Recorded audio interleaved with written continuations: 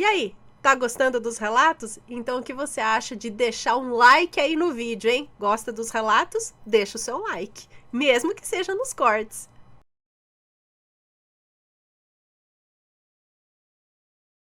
O ser do sítio. Já para dar uma introdução à coletânea temática de domingo. Bom, vamos lá. Toda aparição ou contato com algo de outro plano tem um começo. Não simplesmente acontece, a não ser que a pessoa tenha evocado algo dificilmente vem assim do nada. Peraí, vou espirrar. Tá. A pessoa, mesmo que não lembre, teve uma iniciação. E como tudo tem um começo, vamos ao começo da minha história. Com 4 anos tive a minha primeira experiência com espíritos ou ser. Não sei o que era. O que sei é o que os meus tios contam. Eu acho que é um moço, não sei. Em um fim de semana, estávamos em uma chácara de amigos da família, onde, para banho e ou lavar roupas, tinham 2 igarapés. Um mais longe, onde dava para nadar tranquilo, e um mais próximo da casa onde estávamos hospedados. Foi dito à minha mãe que esse mais próximo não dava para se banhar nadando e tinha que usar canecos para jogar água, pois nesse igarapé tinha muitos poraquês, que é um peixe elétrico. Poraquê? Que é um peixe elétrico. Mas como chegamos já no finalzinho da tarde, mamãe, 2 dos meus tios mais moços e eu nos dirigimos a esse igarapé mais perigoso, porém mais próximo. Mamãe desceu o caminho com umas vasilhas a fim de lavar, já que estávamos de favor na casa alheia. Não era bom dar trabalho, né? O meu tio... Então, não fala aqui se os nomes estão trocados, né? Enfim, o meu tio se banhou e logo subiu a caminho de casa, restando só mamãe e o outro tio, que conversava com ela enquanto a mesma lavava as louças.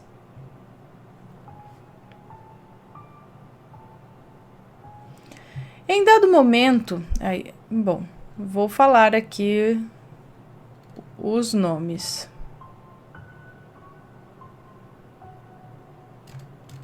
Em dado momento, o meu tio João deu fé que eu estava ainda sobre uma estrutura de madeira, me jogando água com o tal caneco, porém sorrindo muito e falando com algo ou alguém que só eu via.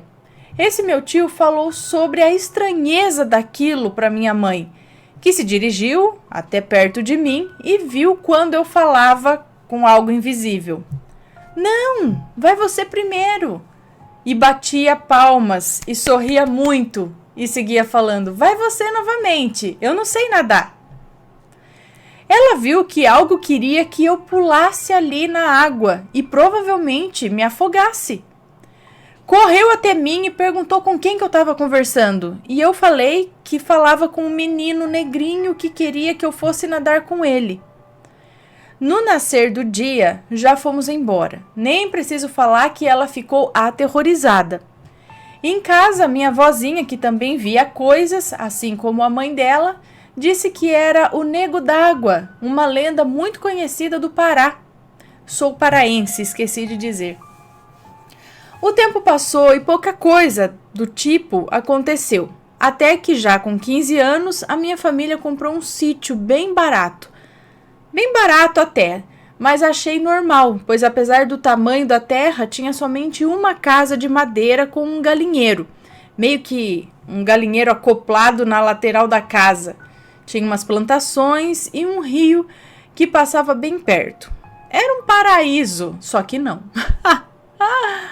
Meu tio João ficou lá por uns 7 meses cuidando da terra, da casa, enfim, deixando mais a nossa cara. Nas férias fomos mamãe, um primo e a minha vozinha, na intenção de ficar curtindo a natureza por um mês inteiro. Logo no primeiro dia, o meu tio contou que umas coisas estranhas andavam acontecendo por lá. Meu primo, curioso e mais velho que eu, perguntou logo afoito: tipo o quê? Né? Coisas tipo o quê? E o meu tio revelou que uma noite ouviu gritos e pedidos de socorro por lá no meio da mata, mas perto o suficiente para ouvir claramente. Era uma mulher e gritava por ajuda de forma bem desesperada. Ele contou que agarrou um facão e saiu, ao auxílio da pessoa. E qual foi o seu medo ao ver, no meio do mato, uma bola de fogo, 1,5 metro mais ou menos, de 1,5 metro mais ou menos, e aquela bola de fogo corria pela mata, e os gritos saíam da tal bola, que ao correr passava por árvores, galhos e nada além da própria bola pegava fogo. Meu avô já viu isso. Ele disse que ficou parado um tempo olhando aquilo se movendo, até que de súbito parou, e o meu tio teve a impressão que a bola de fogo o havia notado. E ao que parece, sim, pois começou a ir em sua direção. Ele correu desesperado para casa, adentrando o local e caindo de barriga no chão, já ardendo em febre, e que essa febre durou por mais de 7 dias seguidos.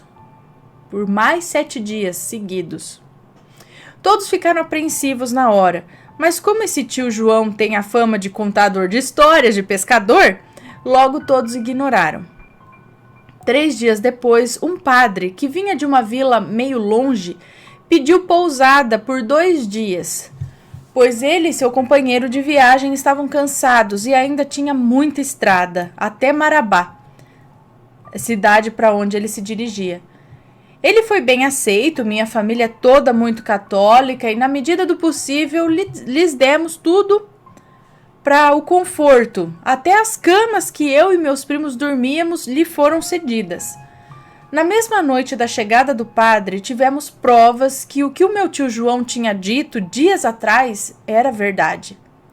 A estranheza do sítio finalmente nos foi apresentada. A princípio, gritos e vozes vindo da mata, mas logo aquilo acabou e atribuímos a caçadores. Jantamos e nos recolhemos para dormir. Minutos depois de estarmos todos deitados, velas e lampiões, artefato movido a gás que usa como a queima de um tecido para clarear o ambiente. Velas e lampiões, os lampiões, né? Ele tá falando aqui que você usa você põe uma coisinha de gás embaixo do lampião, ajeita assim, e aí fica pegando fogo num negocinho lá dentro. Enfim, para quem não sabe o que é um lampião. Então, velas e lampiões, tudo apagado, breu total, silêncio. Até que os cães começaram a ladrar. Não um latido normal a fim de espantar alguém ou algum animal, mas era um latido de medo. Era algo aterrador que durou uns 15 minutos, creio eu, até que veio um silêncio. Um silêncio tão mortal e cortante que até a nossa respiração parecia terrivelmente alta, nos denunciando que estávamos ali. Um vento forte soprou e sacudiu toda a vegetação que tinha ali por perto, e um trote se pôde ouvir.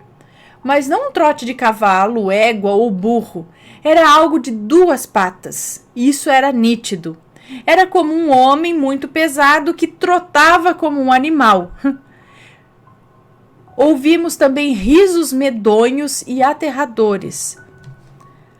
E os risos foram ouvidos ao mesmo tempo que aquilo caminhava rumo à porta.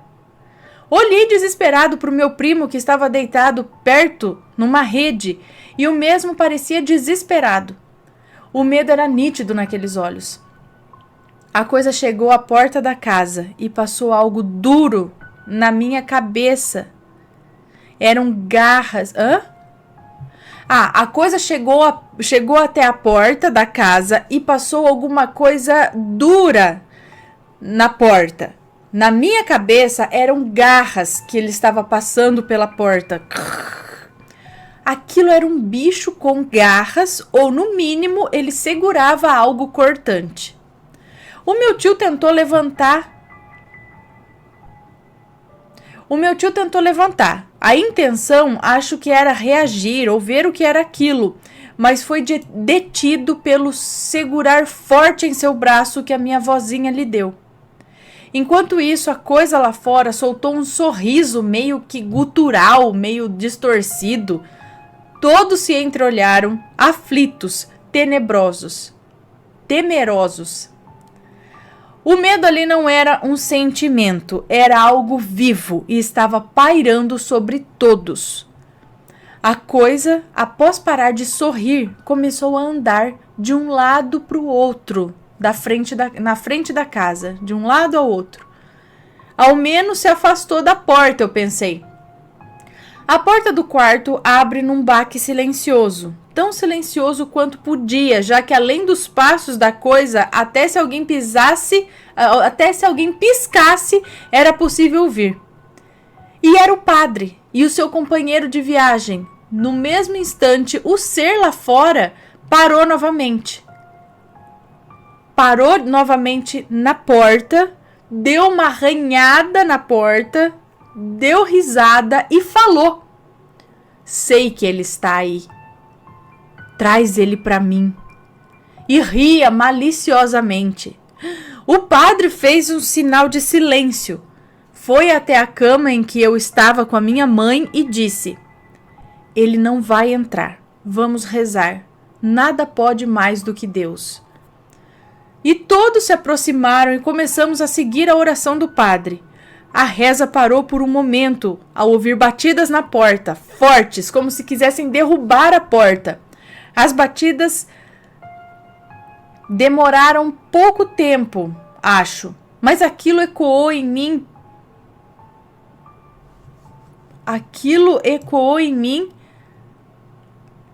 Por o que me pareceu horas. E quando voltei a mim, todos seguiam orando. Aquilo lá fora desistiu de tentar derrubar a porta e começou a rodear a casa, passando pelas paredes as suas garras, ou alguma coisa, não sei, que por ser de madeira, a cada encontro de suas tábuas tinha uma ripa fina, assim, de tapar as brechas, e que causava um certo relevo. Era de madeira, assim, sabe? Então tinha enfim. E a coisa que ele raspava pelas paredes, ao encontrar o relevo, fazia um som de tec, tec, tec.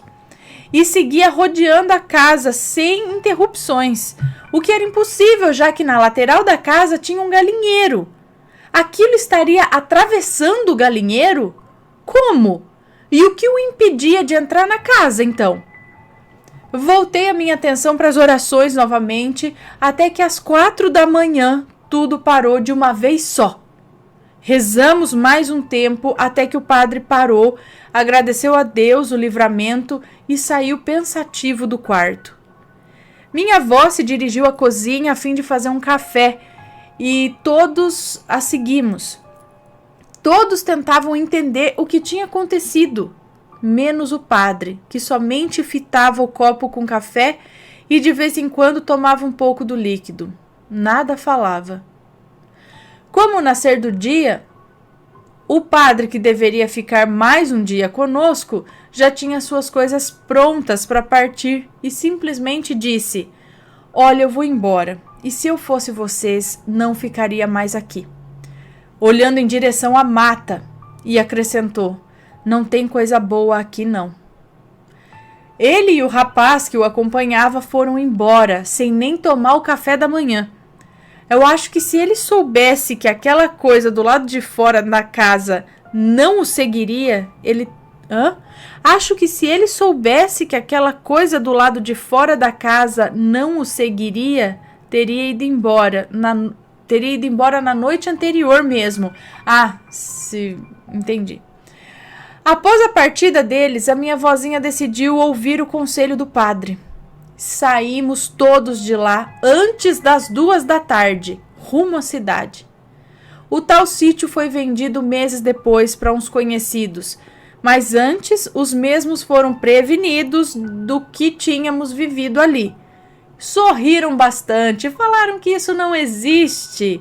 Porém, um mês depois da venda, eles também passaram adiante o sítio. Não aguentaram viver lá. Talvez viram o mesmo que a gente. Dessa experiência ainda resta a dúvida. O que era aquilo? O que ou quem queria? Nunca vou saber. E fico muito grata a Deus por isso. É uma moça grata. Obrigado por ler meu relato. Acompanho o canal há 2 anos e cada vez gosto mais. Beijos e que Deus os abençoe imensamente. Um beijo para você, muito obrigada.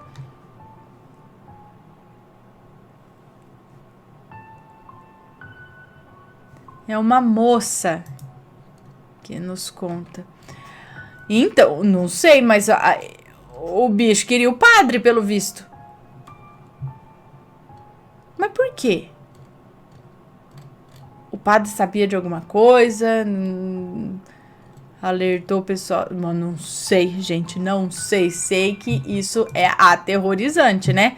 Dá pra ter um medo. Imagina você no sítio, o negócio rodeando a casa, falando, gargalhando, passando unha ou sei lá o que na beira da porta. Louco. Ainda bem que eles puderam sair da casa ali naquele dia mesmo, né? Porque, olha, passar mais uma noite ali, nem que seja na dúvida daquilo aparecer de novo ou não, já é uma tortura. Me conta, gostou do relato? Então o que você acha de deixar um comentário aqui embaixo, sempre com respeito, por favor. Além do like, é claro.